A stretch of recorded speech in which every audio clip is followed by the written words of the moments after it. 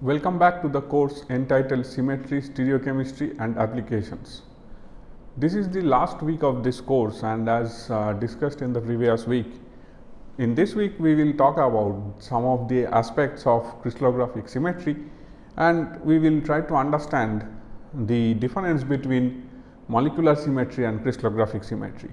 See, as this course is dedicated for symmetry and its applications, stereochemistry, etc., I felt that a brief introduction to crystallographic symmetry will be highly useful for all of you in your future courses. So, what you know about crystals? A crystal is a three-dimensional array of objects, and the object can have any shape, any size, and so on. So, the objects can be symmetrical, like the letter A, which has a mirror plane, the letter M, which also has a mirror plane, or symmetric like a letter B, which has a mirror plane, or maybe something like a letter X, which has an inversion center I. So, the objects can be symmetric by itself, or there may be asymmetric objects like P, R. These letters do not have any symmetry as such. The letter N, which actually has a two-fold axis, which if you rotate 180 degree about the two-fold axis, it maintains the symmetry. So, you can have some objects without symmetry and some objects which have symmetry. Now, the question is how these objects are arranged in 3 dimension. This arrangement of objects in 3 dimension is the first point of symmetry that we encounter in X-ray crystallography. So, the first point is the 3-dimensional periodicity.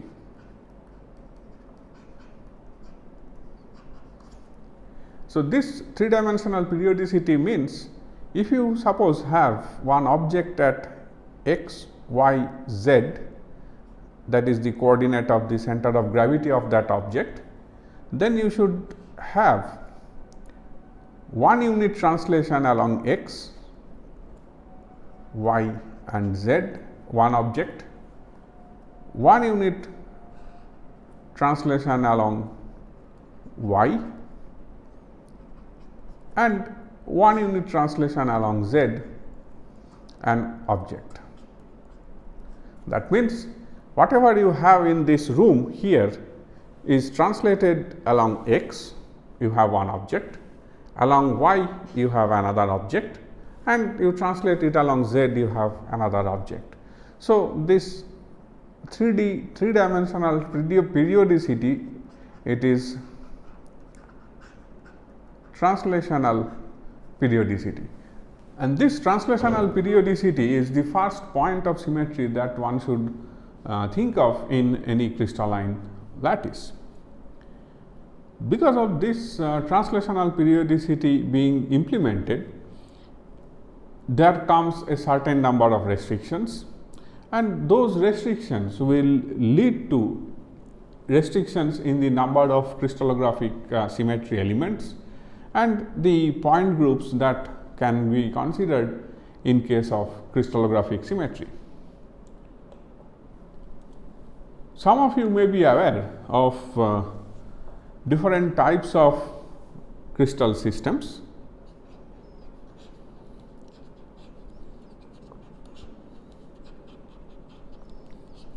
There are 7 different types of crystal systems in 3 dimension. And if we start from the highest symmetric, which is cubic, in case of cubic lattice, the lattice parameter A equal to B equal to C and alpha equal to beta equal to gamma equal to 90 degree. This ABC mean the edge lengths, of a cube,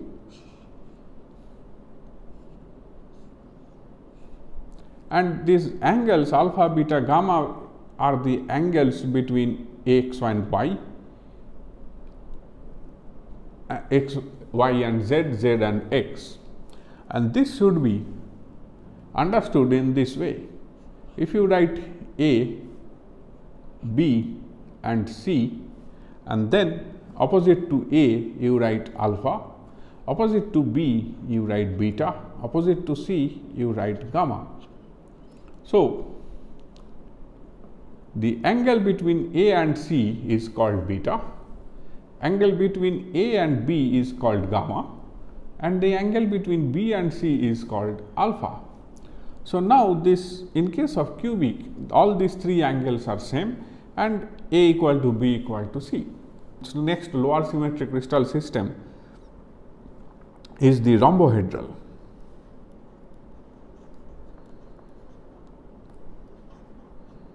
It is also called trigonal.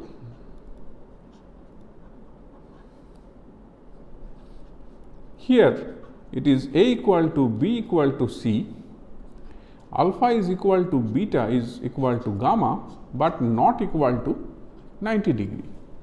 You may be wondering how this is possible. This is possible if you apply a certain amount of force along the body diagonal of a cube and the cube gets distorted. So, when the cube gets distorted, the edge lengths do not change, but the internal angles will change, get distorted, and they will be deviated from 90 degree. So, that particular shape is called the rhombohedral or trigonal unit cell. The next symmetric is called the hexagonal. In this hexagonal lattice, you can have A equal to B not equal to C. So, now one kind of difference in the cell dimension is incorporated. Here alpha equal to beta equal to 90 degree and gamma is equal to 120 degree. So, you see that now a symmetry is broken, the symmetry of edge length is broken, symmetry of the angle is also broken. The next symmetric unit cell is called tetragonal.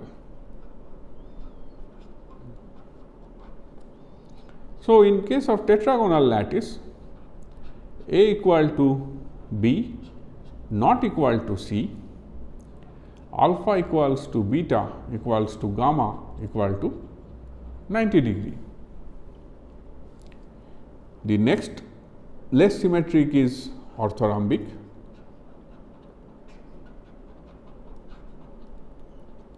Where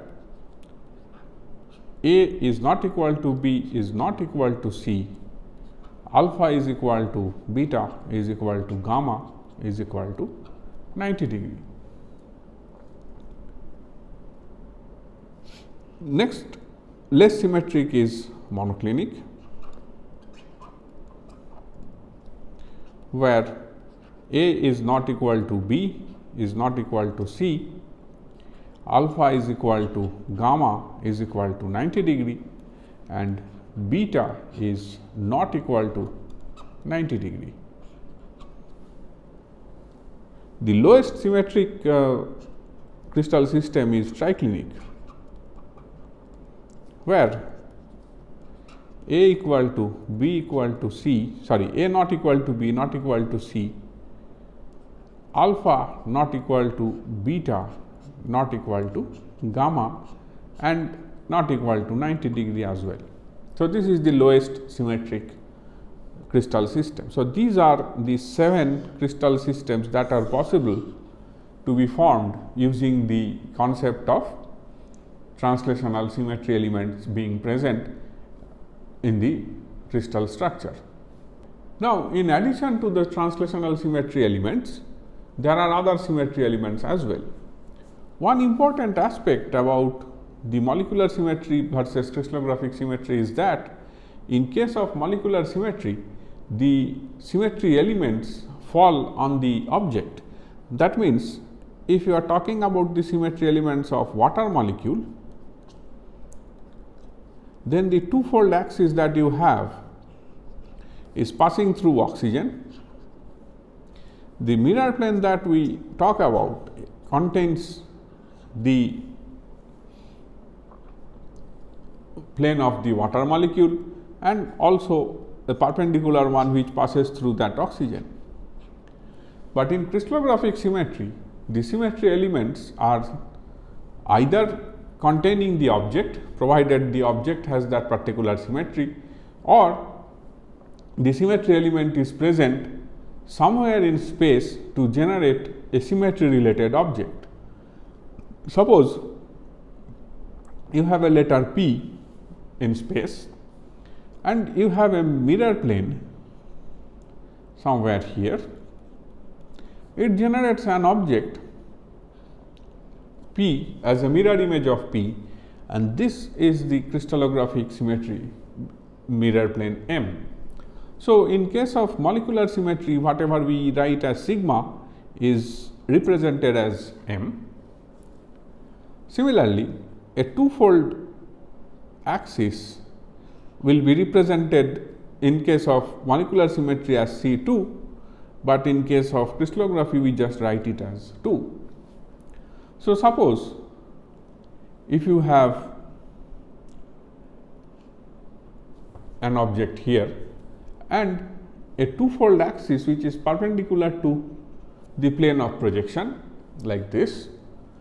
So, if you rotate the object by about this two-fold axis, you will end up getting this object, right. So, these two were related by a two-fold axis. So, now as we knew that in case of molecular symmetry,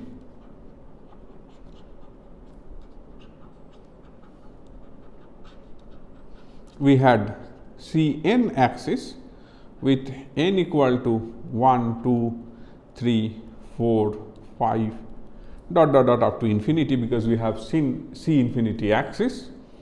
In case of crystallographic symmetry,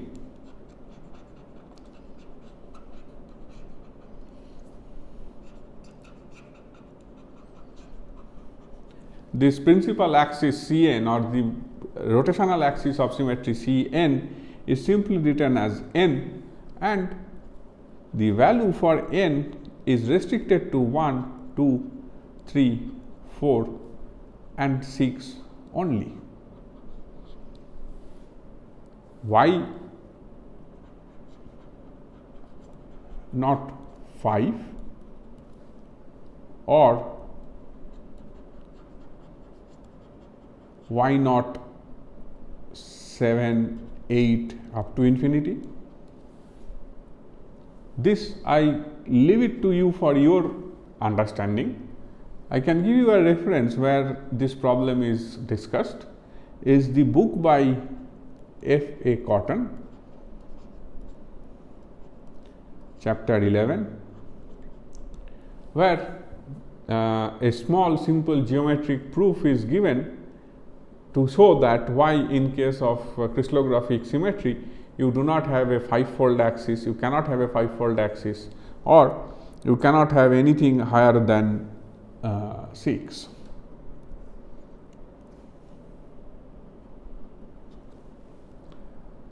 This restriction of not having 5 or anything higher than 6 straight away comes from the requirement of 3-dimensional periodicity of the objects.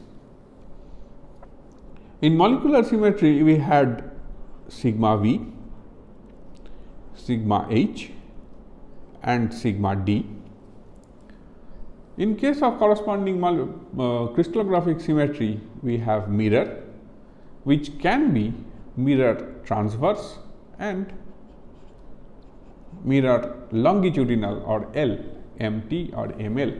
So, we will discuss about this in detail when we talk about the symmetry elements of one-dimensional lattice. In molecular symmetry, if you remember, we had Sn, which is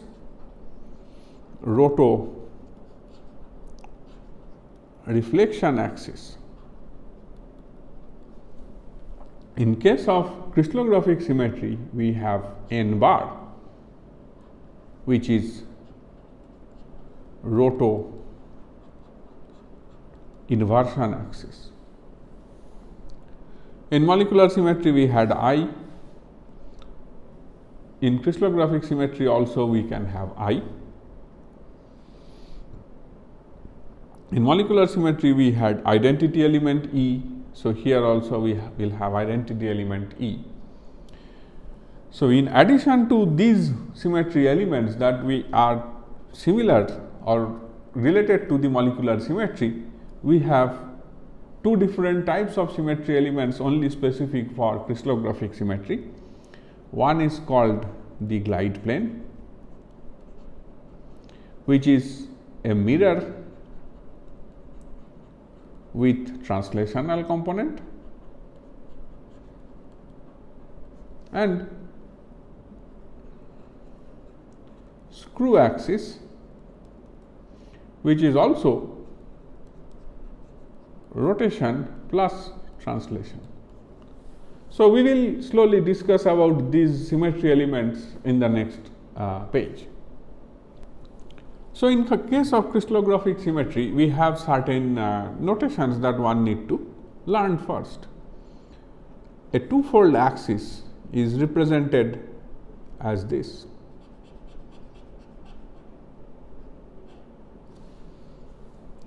A corresponding two bar, which is roto inversion, is represented like this.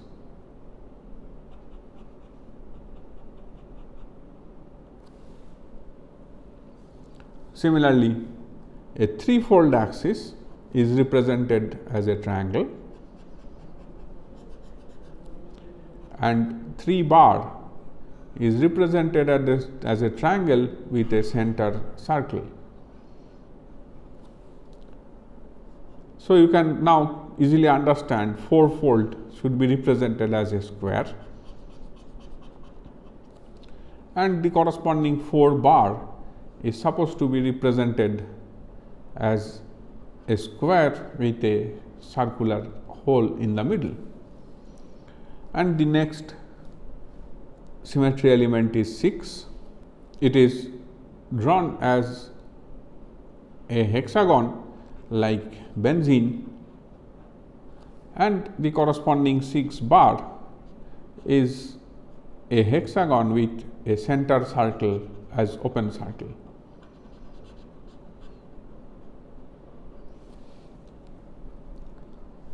So, as I said, these are rotational axis of symmetry.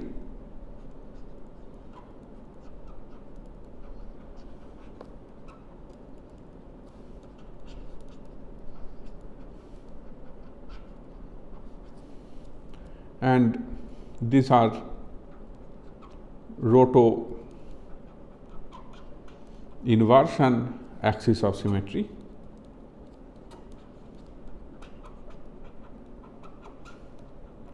Which means rotation is followed by an inversion that is done on the object. Then the next type of symmetry that we just discussed is the screw axis. Screw axis is something like a screw which is simultaneously rotating and moving. When you try to tighten a screw, you are rotating the screw, and in the process the screw moves forward. So, that means a screw axis is something where the rotation is associated with a certain amount of translation. So, the 2-1 is the representation of a two-fold screw, which means 180-degree rotation and half the unit cell translation along the direction of motion. So, this 2-1 is drawn like this,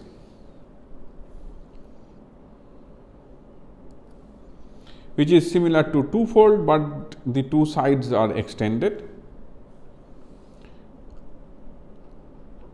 3-1 is drawn just like a three-fold, but the sides are extended like that. The corresponding 3, 2 is drawn as a triangle as usual, but the direction of rotation is different, which means 3, 1 means 120-degree rotation and 1/3 translation. 3, 2 means 240-degree rotation and 2/3 translation. Similarly, 4, 1 screw is represented by a square with the indication of a motion and a translation. 4, 2 is also represented as a square and with two sides extended, indicating that the translation is half. 4, 3 is opposite to 4, 1. So, the direction of motion is shown opposite. So, when I am writing like this, so it means the rotation is about the clockwise direction. When I write the other side, then it is anti-clockwise direction rotation. So, you can understand what can happen for 6, 1.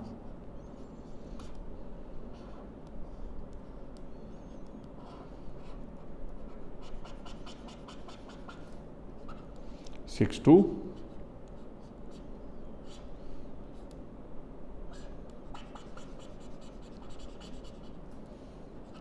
6, 3.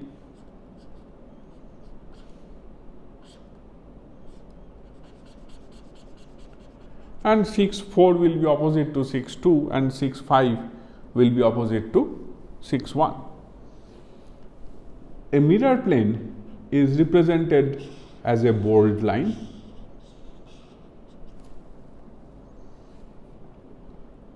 There are different types of glide planes.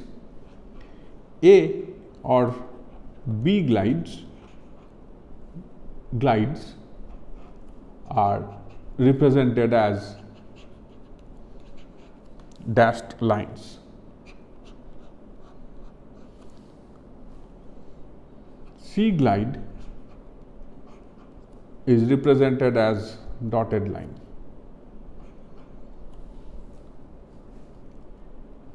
N glide is represented as dot dash dot dash dot dash kind of notation, and a D glide or diamond glide is represented as dot arrow dot arrow dot arrow, etc. So, these different glides are based on direction in which the motion is associated, and in case of A glide the motion is along A, in case of B glide the motion is along B, in case of C glide the motion is along C. For N glide the motion can be along any two directions like A or B, A and B, or B and C, or A and C. In case of D glide, the motion is along all the three axes in 1/4 amount. So, to understand this glide, let us try to draw some asymmetric object. Suppose I draw a triangle like this. If I have a mirror plane, the triangle will be reflected here.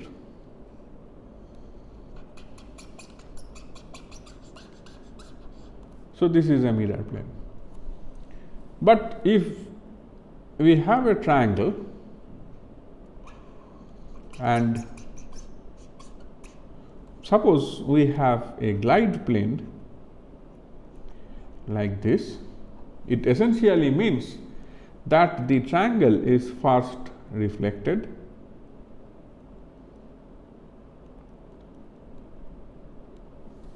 and then translated along this direction halfway, and the object is there.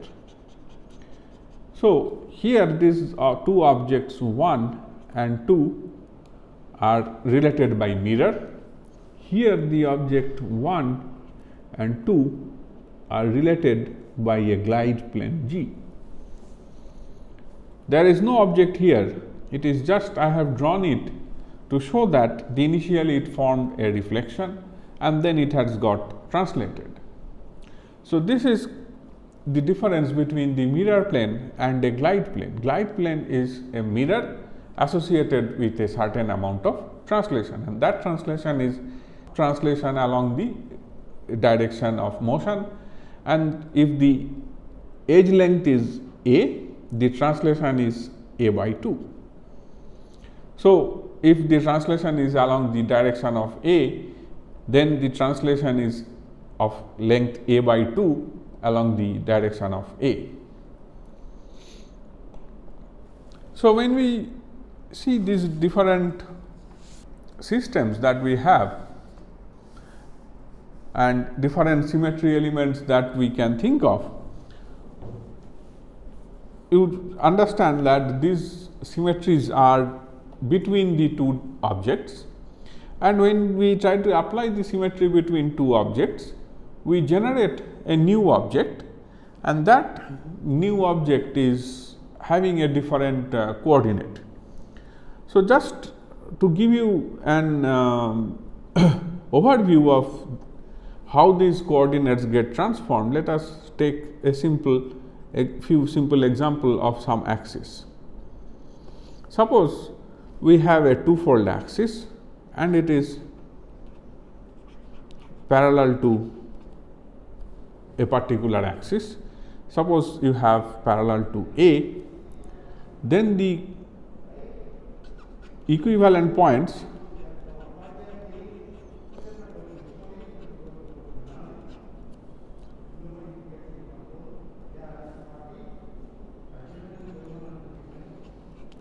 if you have if you have the object at x, y, z and you apply a two-fold axis about parallel to A, then the 2 points will be x, y bar, z bar, which essentially means that in a coordinate system, if you have suppose x here, y there and z perpendicular to the plane of projection, you have one object here which is at a coordinate x, y.